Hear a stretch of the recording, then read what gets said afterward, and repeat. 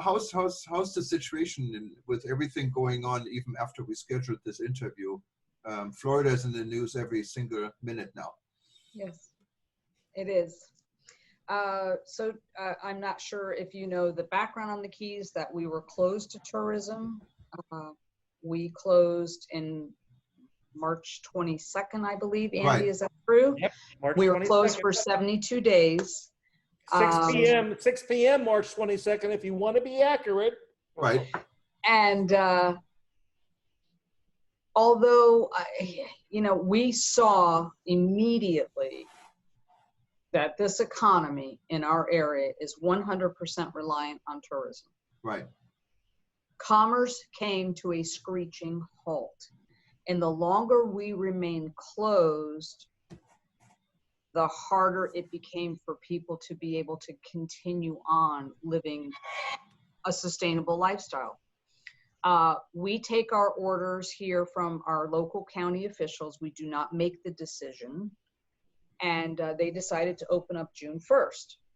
But we knew that opening up in June, and not just June, but opening up, this summer, July, August, whenever, the only travelers that we were going to realize were those who were going to be able to drive to the destination. Right. Americans are not ready to get on airplanes. No. And and we knew that it was going to be all domestic base and within 1 or 2 tank drive. And so we opened up, and our marketing campaign was one of humility. We approached it in such a way where we recognized and acknowledged the challenges that people had been through, whether it be physical challenges, mental challenges, financial challenges. Because there was no way that you can ignore a pandemic. Right. And one that had adversely affected so much of the global population and basically dominated every single media outlet available. And so the opening approach was one of it was a soft message, kind of like a permission to travel, wide open spaces. The imagery continues to be one of organic social distancing, where we are very fortunate in that our natural habitat is one which allows for that. If you're going out fishing, if you're going out fly fishing, it's you and a captain, or it's you and your guide. If you're going out to our back country, it's quiet, you're communing with nature, and it really gives you the time, the space, and the environment to reflect on what you've just been through. Reflect on that which you may have learned about yourself or others, or reprioritizing. And so this was our approach as we opened up the destination, and it was met with incredible support from our drive down market.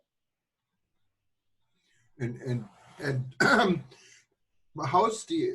you said this happened in June, so this is now about 6 weeks old.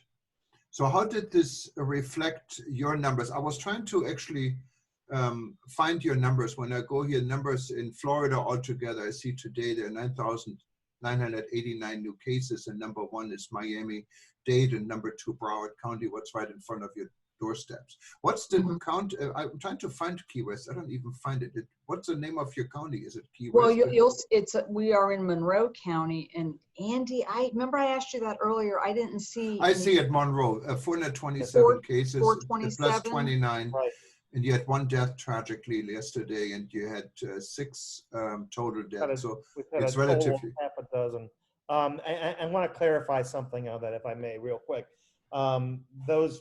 Listen, any death is absolutely horrible and very unfortunate, but understand that 4 of those 6 deaths were very elderly people that had other underlying problems, and then 2 other were younger but had compromised immune systems, unfortunately.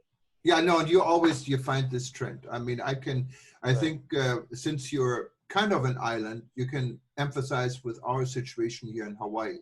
The only thing here, you cannot get in the car. You have to fly. And Yes. And our state is the lowest right now, even per if you do it percentage-wise in the United States. We hardly had any new cases because we're keeping us closed pretty much from tourism. If you get here, you have to go to quarantine for 2 weeks. Strangely now, more and more people are coming here, even though there is the quarantine, but I guess it cannot be effectively always enforced. Even though and then August 1 is now coming up, and now the discussions is should we really open August 1, and emphasizing with an economy that's relying on tourism, we are relying on tourism as well. So I can see exactly what you're saying. We went from a state with the lowest, almost the lowest unemployment in the nation, to the state with the second highest unemployment in the nation within 3 weeks. So this is definitely an issue what is similar. And so if your travel traffic comes in from the 2 counties that are known to be right now the hotspot pretty much in the country, and you're keeping yourself safe after 2 or 3 weeks, I think that is a positive statement, right?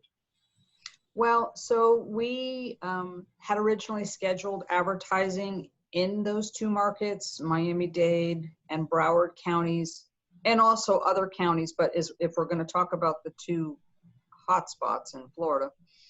But we have since pulled our advertising from those areas to reflect the concern about the positive cases in those areas. And what we've done something very unique. We've never done this before, even after a hurricane. And we put out what we call public service announcements, and they're 30-second spots. And they focus on great imagery that people equate with the Keys, like I described and mentioned earlier. But in addition to that imagery, it says, you know, facial masks required, social distance, wash your hands. So we are showing these incredibly beautiful scenes that evoke what a vacation in the Florida Keys is like, while reminding people, hey, this is what's expected of you when you visit our area. Right, and how is the perception? Are visitors coming in and leaving? Are visitors coming in and stay to escape from the situation? Is the economy picking up because of this? The situation in the Keys really isn't that unique to other destinations, in that people just want to get out of their homes and see something different. Right. You know, they're tired of just being within their little confines of their everyday lives for months on end. They just want to do something different. So just the idea of relaxing, the idea of breaking out of their usual routines. You know, the Keys are presenting an antidote to what is the rhythms of everyday life and the drudgery of cooking and cleaning and such. So it's almost as if expectations are less. They just want to get away, and they are responding. You know, we are a comfortable, familiar destination. There's a strong emotional attachment with our visitors to the destination. A lot of great memories have been made here, whether maybe they came as a child with their parents and they want to pass that along now that they're having children. Maybe fishing is their great escape. Maybe scuba diving is, you know, maybe a mom wants to paddleboard with her teenage daughters before they go off to college. So like there's someone we might know of. Well, mine graduated. I know, but you know, you still did that. So, I mean, Juergen, check this out. So yes, my daughter, I have lived here for nearly 40 years, and I raised a conch here. She was educated, went off to school. She's now living her life, but she just called right before this meeting and said, Mom, I miss the water. I want to go snorkeling, and I want to go on a sunset cruise. And so I'm coming first weekend in August. So there, you know, once you get, they say, once you get your toes in the sand, you never really walk away from that. Stand out in your shoes. Yeah. So, Yeah, it's the water. And it's also the fact that once you get offshore, it's organic social distancing. Yeah, and I think you're in a very unique spot in the country, and also it's. I hope you can keep this type of image alive. How's the restaurants and bars? Are they open or? Well, they were, and our bars just closed was it Thursday night? Right. They've been closed for almost a week, but most of our restaurants have open air dining options. That's what I think and that's Which the same is here in perfect. Hawaii. We everything is on the streets now because they even closed the lane on the main Waikiki road so people can eat there, So. Right. But ours were there before COVID. I must add, you can get your margarita there.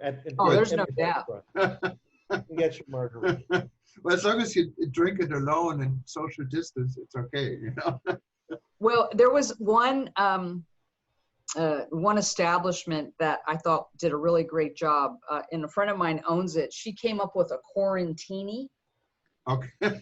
So you order a quarantini, and what do you get as a value add? A roll of toilet paper. Oh boy. I love it. Yeah, that's a good. That's the Key West spirit. I love the headline. That's a good headline. Did you guys in Hawaii have a toilet paper shortage, by the way? Oh, terrible. I don't understand. What is it about coronavirus and toilet paper? When this started, I can tell you I was so lucky.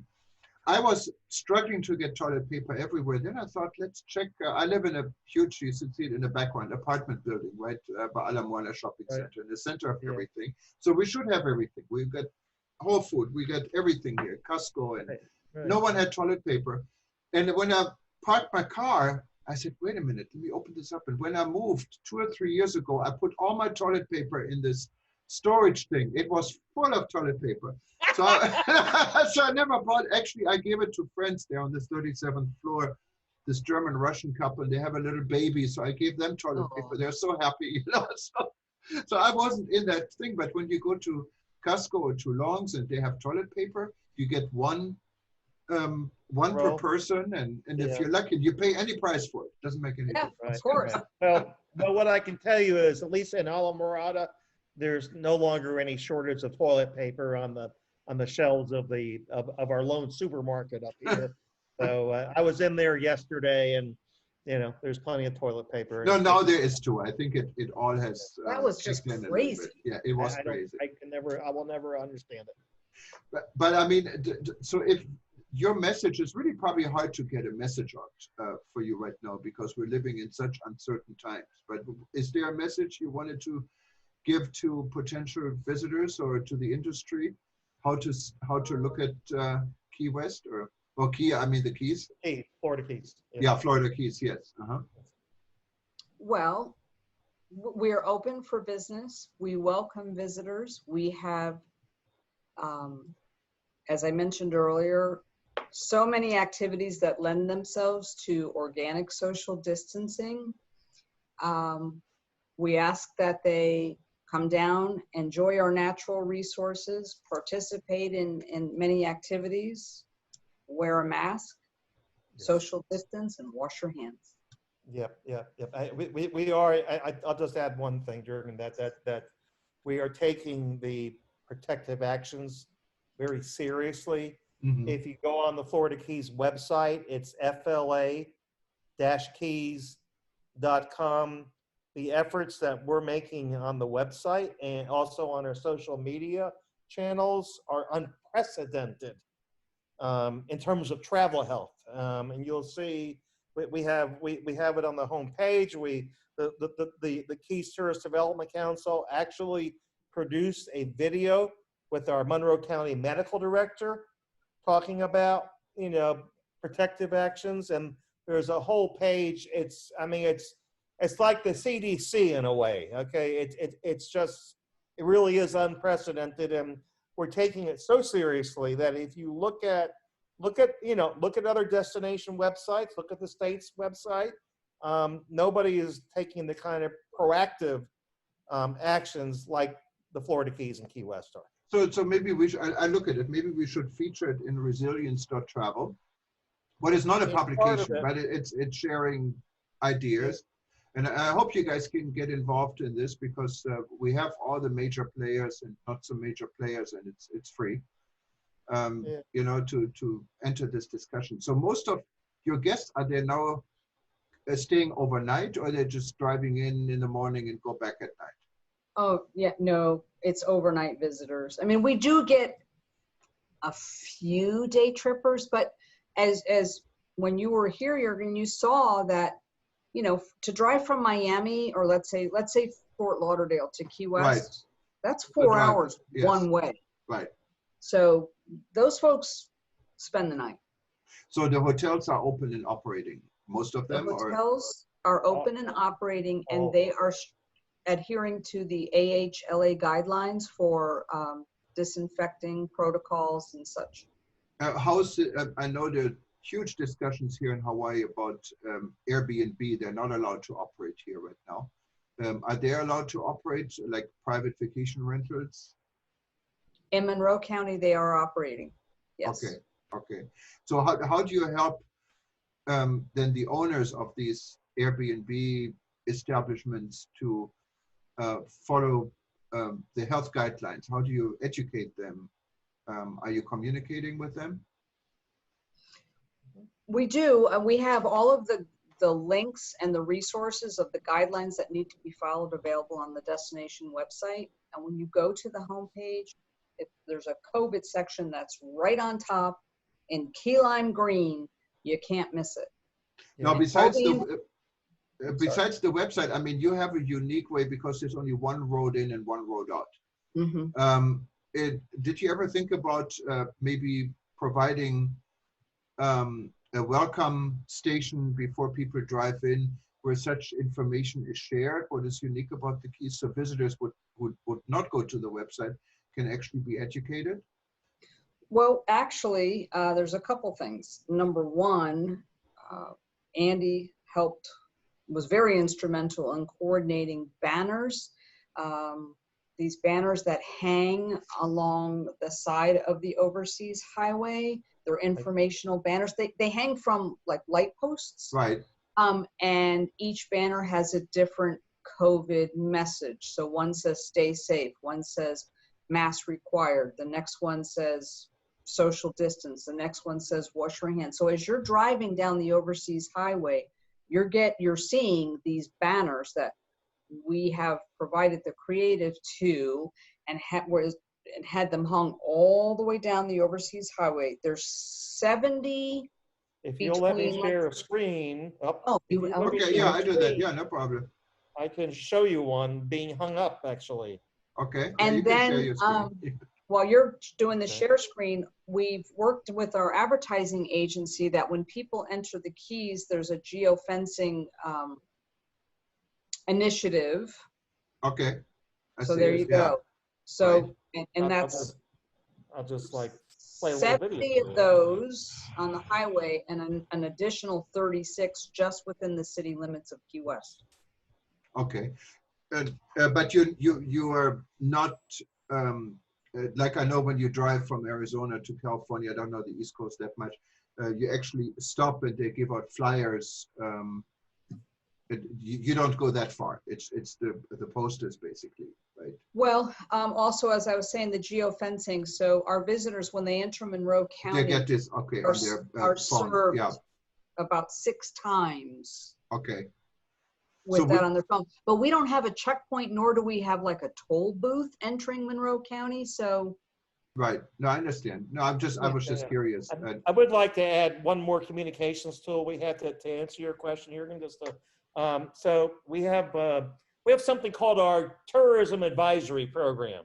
Right. And it has approximately 1,030 distribution points. And many of those are vacation rental, but your realtors that operate vacation rentals, as well as the entire lodging industry. So whenever there's something that we do, everybody gets a tourism advisory, so they know what we're offering up on our website, and they know what we're doing stuff. And also, we have our social media platforms are pretty strong. We have almost 500,000 followers on Facebook and about 275,000 on Instagram, and we're constantly, pushing that message out there on social media, as well as mainstream media too. Yeah, and the reason I'm asking all of this so particular, we had an ongoing discussion ever since we opened our Rebuilding Forum, what was started by Dr. Taleb Rifai, who was the former Secretary General for UNWTO, and he lives in Aqaba in Jordan. Jordan also has one road you can take to get to Aqaba. So his destination was one of the first destinations that established a tourism, he called it at the time, and it's revised, a tourism safe zone. Then it was revised to a tourism resilient zone. Now, when you look at Jamaica, Jamaica established, they call it a tourism protected zone. So when you enter Jamaica, you can only really be drive on this one highway, but I guess in your situation it's slightly different, but you can only drive like from Montego Bay, certain amount of miles to where the hotels are, and you cannot get off this highway. Once you get off this highway, there's a 2-week quarantine required. So would you say with this in mind, you kind of maybe almost a natural tourism resilient corridor in the United States? Was it something you ever thought about building or pronouncing or saying? Because it would make it quite unique. But being the United States, once you declare something, you have to be able to deliver 100%, right, or else you open yourself up for lawsuits. Right. I'm not saying safe, I'm saying a resilient because of your geographic environment, basically. But we're already the Conch Republic.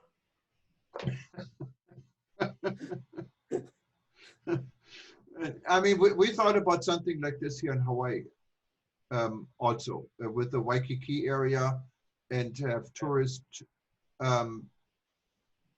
maneuver in this area, what has special requirements for safety and cleanliness and so forth, but maybe not allow tourists to other parts of the islands where this couldn't be guaranteed in the same way. So I'm just wondering if these were maybe discussions you guys have or even didn't think about, or maybe you want to think about, because you really have a unique situation in Key West, in the Keys, I mean. Yeah, yeah. We're long, but we're not very wide there, Juergen, Yeah, it would be really hard to say, okay, visitors, non-residents can only stay in this area, because, I mean, the island of Key West is 2 miles wide by 4 miles long. Right, right. But that's what I'm saying. You have this, without defining this, you could pretty much, couldn't you say it is a tourism, like this is a tourism corridor in the United States because of the environment. I'm not saying you split this up more, but altogether the entire Keys are naturally, because of the way it's structured in the island situation, and you have to, you really have a natural environment for this, don't you?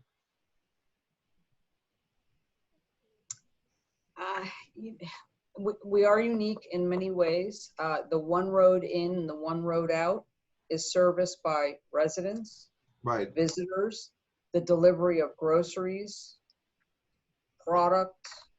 We also share it with the military. So it's a unique situation that doesn't really lend itself to what I'm trying to understand, what you're conceptually bringing forward. So, well, I'm saying it's a controllable area in regards to tourism, because once you're not a big city like Miami or New York with wide open spaces around it you cannot control. You can pretty much control who comes in and out if you wanted to. You don't do this, but if you wanted to. But you can, I see what you're saying. Okay, yes, well, we tried that. Right. And it's not legal for our area. Okay, okay. It's not legal That's why I was trying to get to, because it's Yeah, the yeah. same Okay, situation. now I understand. It's the same Yeah. situation we have in Hawaii. There are many Yeah, voices here that said, close the airport, don't have people fly in here. And we couldn't do it because the federal government is saying we cannot just stop people from going there. Right. So what our governor did is put the quarantine in place. So people that do come here, they have to go and sit in a hotel room for 2 weeks. Right. That means you're not really welcome. And we had the same situation with Key West International Airport too. When earlier in on this discussion, when Stacey mentioned that the Keys were closed to visitors between March 26th and June 1st at 12 a.m. 22nd, I'm sorry. Yes. March 22nd, you're absolutely right. 6 p.m. 6 to be p.m. exact. 6 p.m. to be exact. Okay. Not that I remember any of that stuff. But yes, there was a law enforcement controlled checkpoint. Actually, there were actually two of them. And so you had to show ID. And if you were not a resident of the Florida Keys, if you were not a worker, if you didn't have good reason to be in the Keys, then you were politely asked to turn back and go back to the Miami area. So yes, we had that, but that effectively shut tourism completely down. And if you're talking about, well, can't you control this so that you only let people with reservations that were going to stay in your hotels come down versus day trippers? The answer so far is no, that's not legal. Okay, so I'm surprised to hear this, because when we did this in Hawaii, we're still doing it now. When you arrive here at the airport, the National Guard is at the airport, and you have to fill out a form where you're staying. And you have to actually tell them a sign that you will agree to the 2-week quarantine, that you're not even allowed to go to the lobby. You have to be in your hotel room. And they actually, before they let you leave the airport, they call the hotel to make sure you have a reservation. And when you're in the hotel, someone will show up probably within 24 or 48 hours to see if you're indeed in the room. And people did get arrested if they didn't. And it's legal here. So, but you said it's not legal under Florida law or under federal law? I don't know, Andy. I'm not sure what, this is a conversation that's been had with the county attorney. Thus far, his ruling is it's not legal. Understand that the Florida Keys gets a tremendous amount of state funding as well as federal funding. Right. To handle various challenges. So, and also understand that our Florida Keys Overseas Highway is it's a national highway, US 1. It's a federal highway. Federal highway. So it's just, that makes it more complicated to try to enact selective, people that can pass. You can't do selective enforcement like that. Yeah, no, I'm not trying to push you on this, but I think it's interesting. We're just trying to explain the situation. Yeah, and everyone is kind of desperate to see, okay, what destination would qualify, even once we seriously look at relaunching tourism in a bigger scale. And it looks like what I'm trying to get, that the Keys are really uniquely positioned in being a safe, kind of controllable, in open environment, very different from other destinations, right? Do I have this right? Or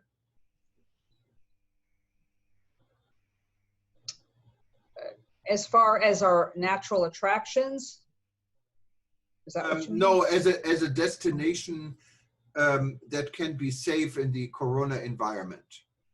I think the appropriate thing is that as a destination, okay, we're doing the best that we can. We can't guarantee the safety, to be honest with you, but the real important thing here is that our visitors take personal responsibility, just as they would at home. You can't, yes, you're coming to the Keys on vacation. We want you to enjoy yourself, but we also need you to take those protective actions just like you would at home. Right. It's not like, it's not like, okay, well, I can throw the mask away and I can not social distance and I don't have to wash my hands. You still need to do that. Right. No, I understand. And hopefully everything will change. Maybe one last thing. I know you have been a very popular destination for the LGBTQ visitors. Mm-hmm. Did this change, or is it still the same, or are there even any special perks to come to your destination? Well, I can tell you that the LGBTQ community has traditionally been the most resilient. It was that community that first traveled after 9/11. Mm-hmm. They first traveled after the economic collapse of 2008. They love Key West for its authenticity and for its longevity in recognizing that their community and welcoming them. And there is a strong emotional attachment. Whereas, some destinations now are, it's trendy. The LGBT community offers them a new market to go after. And again, it's a situation where Key West has organically been a welcoming destination for this community for since but even before Tennessee Williams resided. So we still continue that welcoming. We still have that emotional attachment with the LGBT community. The Island House, which is one of the most recognized all men's guest houses in the world, continues to do a very robust business, even in the days of COVID, because of its uniqueness, because of the fact that, it's a guest house in the middle of Old Town and you can walk to everything. And the fact that gay men and gay women just love the feeling of the freedom and the independence that Key West gives them without having to try. Right. And so you work COVID with or no COVID, these boys and girls are traveling. Perfect. So you work with John Tanzella, I believe his name is, from IGLTA. Oh, yes, yeah. He's a good friend of mine. I know him very well. He's wonderful. Yeah. So that's good. And you have some allies in the market also with Fort Lauderdale and Greg and everyone. So yep, it's very good.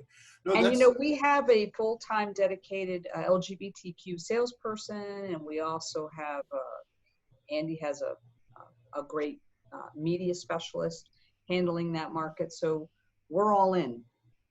Perfect. Okay. Well, that was very insightful and gives me a lot to think about it. I would probably do this just out of time concern, but since we have a recording, I would probably give it to Dimitri or Oleg to work on the story. But I'm sure everything comes over pretty good, and I really enjoyed talking to you. And maybe one last thing, it's probably not such a big deal for the Keys, but the meeting and incentive industry, of course, has been hit tremendously. And I know you don't really, as far as I know, there's no really convention centers and you don't do a lot of meetings. Or is this also part of the industry in the Keys that are suffering, and what is done to? I'm glad you brought that up, because we actually do pretty good incentive business here in the Keys. Obviously, post-COVID, the research that we've participated in shows that incentive programs, corporations still want to reward their employees, but those programs are going to be scaled down. Mm-hmm. And 50 people or less is probably going to be, the first phase will be like 20 and less, and second phase will be 50 attendees and less. And the Keys, that's what we're about. You're right. We don't have large convention centers. We don't have high rises that I can see in the background on your screen. So our resorts and the programs that they invite are based on 75 people or less. So the Keys not only lends itself perfectly to the smaller programs, which will be the norm moving forward, but also for those American companies whose attendees may not feel comfortable getting on a plane and going international or into the Caribbean, the Keys provides them with a tropical exotic experience without having to leave the confines of the US. Yeah, and what about, I'm sorry, it just comes to my mind. We publish Wine Store Travel, what is all about gourmet food and good wine. Is there anything special in your destination? Gourmet food? Well, Andy, do you want to talk about when you go out fishing and you literally have fresh fish delivered to my doorstep for my dinner? I mean, it doesn't get any better than that. Okay, all right, It's I hear all you. about the freshness. You know, people talk about, years ago, it was the farm to table movement, where in the Keys, it's basically dock to dish. And the fact that we have wonderful exotic fruits, I'm sure it's similar to Hawaii, you know, with the papaya and the mango and things of that nature that are in season. And then these chefs just put together this Floridian fare using the most indigenous ingredients on hand. And the fish does not get any fresher. As well as the stone crab claws. How about the shrimp? I mean, whenever I go to other places, they're like, oh, yes, we have fresh shrimp. And I'm looking, I'm like, what is this? Because, I mean, our shrimps are like this. Yeah. So I think we have something in common here. So that's good with Hawaii. I have a bottle of Pinot. Yeah. I have to ask you a question. Sure. Okay. Is Don Ho still alive? No, I think he passed away, was it 2 years ago or so? Really? Okay. Yeah. And that, of course, he's a legend, you know, here. And Of course. Well, I still belong to an organization called Society of American Travel Writers.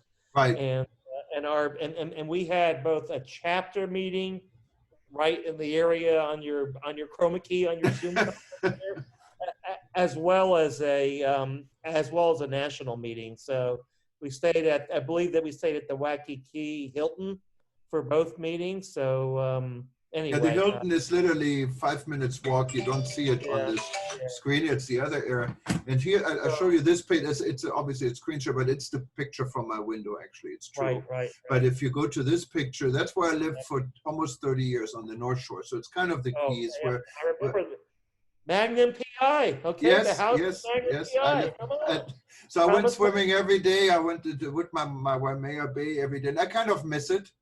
I moved because of the traffic and over tourism, to be honest with you. Everything took so long to get to anywhere. Right. And but I do miss it. It's still my home, basically 30 years of my life. You know? Your ocean for Stacey and myself is just too darn cold.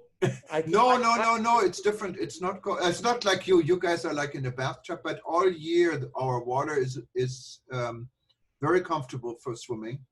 No, Hawaii is the air and water is pretty much the same. So it's all around 79, 80. It's very comfortable. You can. Yeah. Well, I remember snorkeling behind Magnum's house there, and it was cold. I guess we were there in like September or whatever. But for me, shouldn't be really. Well, that's I go swimming all year round. It does get a little bit colder. I wouldn't say September that much, but maybe January, February, but not really cold. You can still. But I know your water is like the bathtub, basically. Right. Stacey and I have a friend that moved to Hawaii. Actually, she's in Maui. Her name is Cammie Clark. Right. She used to be with the Miami Herald here. Then she became the county public information officer. And her husband was a detective for the sheriff's office, and he retired about a year ago or so. And they decided to pack up and move to Maui. And now, you know, she was a finalist for a performing arts center publicity job. But then when COVID came, they said, nope, we're not going to hire anybody now.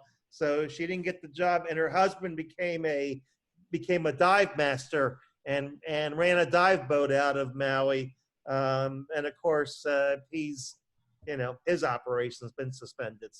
So we know what you guys are going through because we're all in the same boat, more or less. Yeah, You we know, are. everyone who depends on tourism, you know. Yeah. It's and that's why I can really emphasize what's going on in your part. We're going through the same, and We know it.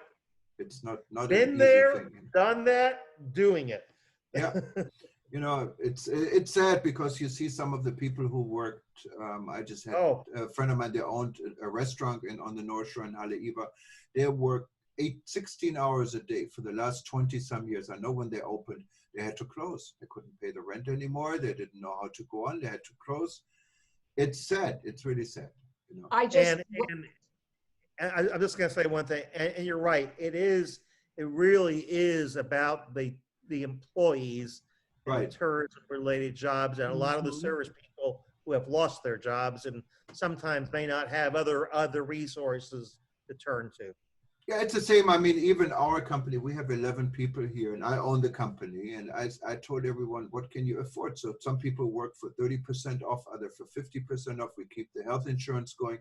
But who in the world is advertising now? You know, so we're all in the same situation. We know. Yes, sir. Go ahead, Stacey. Oh, I was just going to say, yesterday I received an email from a friend. It's a British tour operator, and after 27 years in business, they are closing their doors. Right. And you know, this person who I've known for 27 years, when they actually started the company,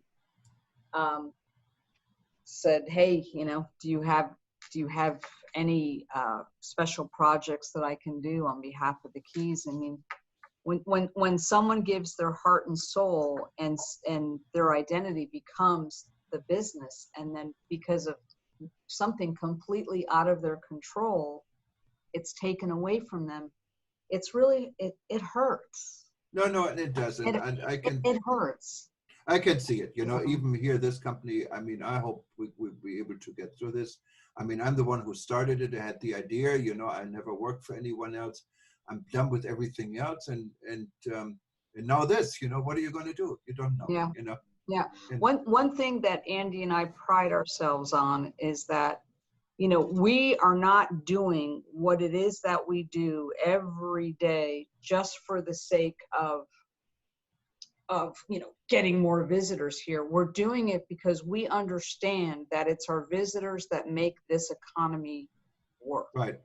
And when we say make this economy work, that means my friends who are bartenders or my friends who are servers, you know, these are people that I hang out with socially. You know, they're the salt of the earth, and they are part of this community. They're raising their kids here.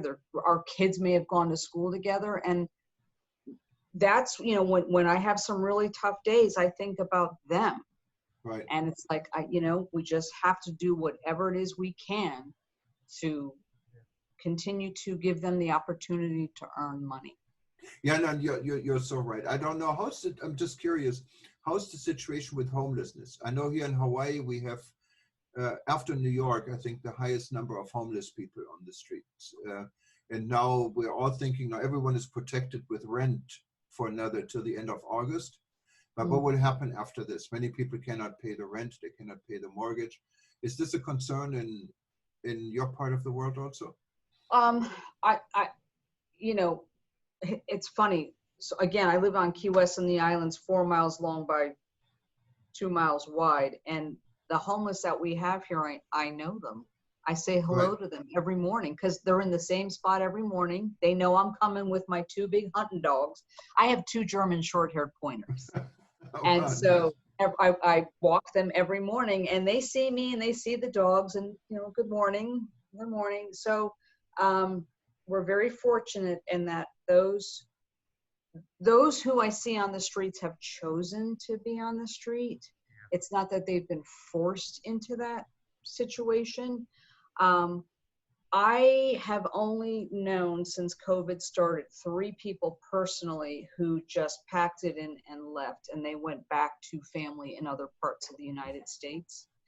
So far, with rent protection and the government, the government stimulus, folks have been able to scrape by. And then we did open up June 1st, and June was a very good month. So.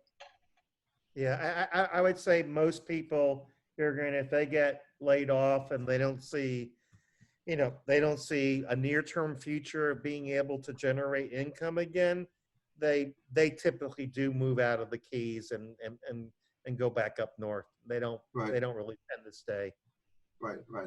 Yeah, so you're lucky. I mean, we have a real problem, and most is also mental health cases. Oh no, it's sad and it's reflected. But anyways, I think we could talk for hours about what's going on. I like your beats here. I would suggest that you need to, take the earplug, the headphones off, okay, and turn to 180 degrees and walk into that beach. And jump into the ocean. Yeah, no, that was my house before. I just walked down there. That's what I had in front of me for many years. Wow. So, what time is it there? It's 11:50 in the morning. 11:51. You got plenty of time. Yes. Okay. Go. All right. Well, get OCD or MP3 tune and. Right. Exactly. Well, it was nice meeting you, Juergen. Thank you very much for the opportunity. Yeah, no, thank you. And we got plenty of format. I don't know if I have Michelle's email, but if you want to send it, I will send it. You do. Okay, I look it up. And then I sent you an invitation also for rebuilding if you want to join us. I think it'll be a good thing. Juergen, I'll go ahead and I'll send it to you again. Okay. Okay. If you could, but listen, we have one last request here. If whenever whoever does a story and it gets posted, if you could send us a link to it, we would. Oh no, we do that, of course. Yeah, no, not a problem. You will know. Okay. Thank you very much, and stay safe. Okay, thank you. Bye-bye. Bye.